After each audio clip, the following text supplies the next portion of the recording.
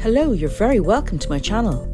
Rohrer Curie here, and I'm going to tell you all about my favourite inks and why I like them so much. Well, I get a lot of questions on the best inks to use for fountain pens, and today I'm going to talk to you about my three favourites. They are Atramentis, Rohrer and Klingner, and the one specific one from Noodlers, which is called Lexington Grey.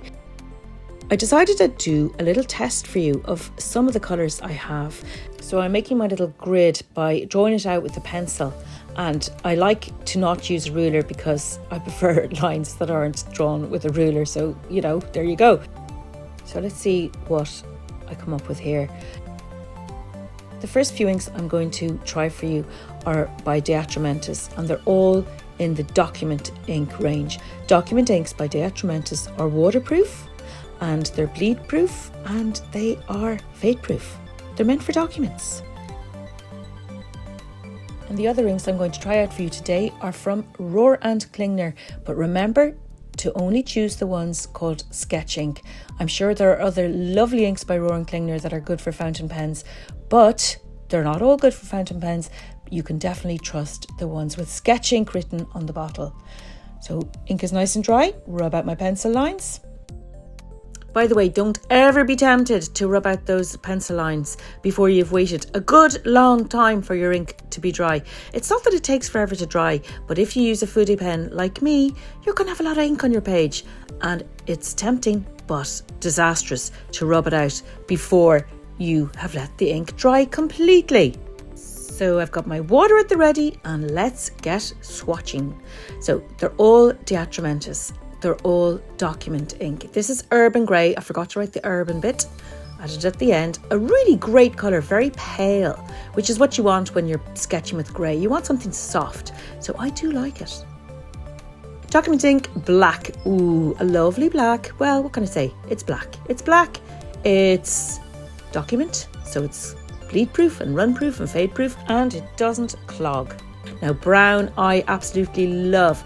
Brown and black used together is a great combination, because you can have all these lovely organic lines in brown and then pop in a little bit of black where you really need a deep dark shadow. Urban Sienna is really nice. It's a lovely orangey golden colour. Isn't that lovely golden brown kind of a colour? I sometimes use it for fruit in autumn when I want kind of orangey sort of browny shapes. Very nice. Document ink olive green. I don't use this shade of green. First of all, I don't think it's that olive. To me, it's a little bit less olivey than sort of a dark blue green. Now we've got dark green and green. There isn't that much difference between them by the looks of things. But I will say that if you mix green, just plain green, with yellow Atramentis ink, where you've got way more yellow than green, you can get a fabulous, super fresh light green, which is gorgeous for the fresh light greens of spring. So turquoise is a colour I don't use very much. Now you can see on the top left part of that little square that there's a bit of a blob, and we'll see what happened with that in a little while. Document ink blue, another colour I don't use very much. Just not that kind of a blue sort of a person. Now the next one, document ink violet, is on the other hand one that I didn't use for a long time, but now I'm kind of addicted to it, especially when it's mixed with document ink fuchsia. I don't know why, but it's just gorgeous for drawing people. Don't ask me why, it just is. Document ink red, absolutely great for urban settings, because there's always a car rear light that needs colouring in, or a traffic light, or a road sign. So you gotta have your red in an ink pen. Document ink orange is very useful for certain fruits, or I don't know, other stuff. Now the yellow I bought because I thought it would be good for sketching before I wanted to commit, but it didn't really happen that way. So I do use it as a mixing colour a lot though.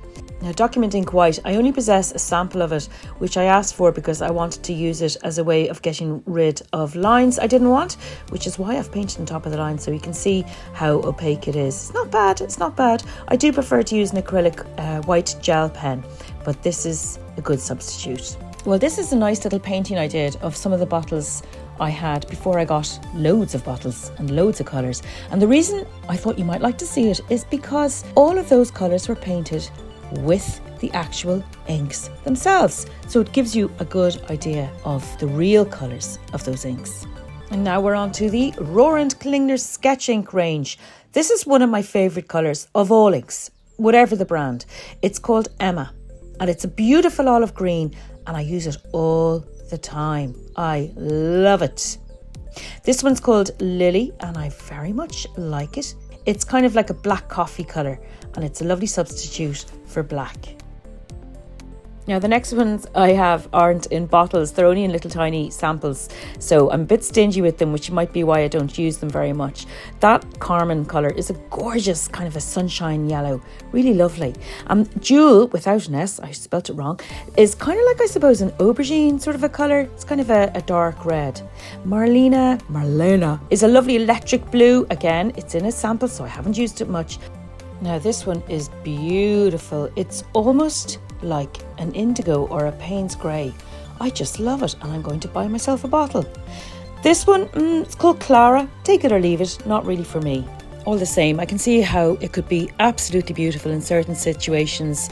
I don't know, tropical scene. So this is the grey that I used before I found urban grey, and I don't really use grey that much anymore, but I do think Lexington Grey by Noodlers is amazing.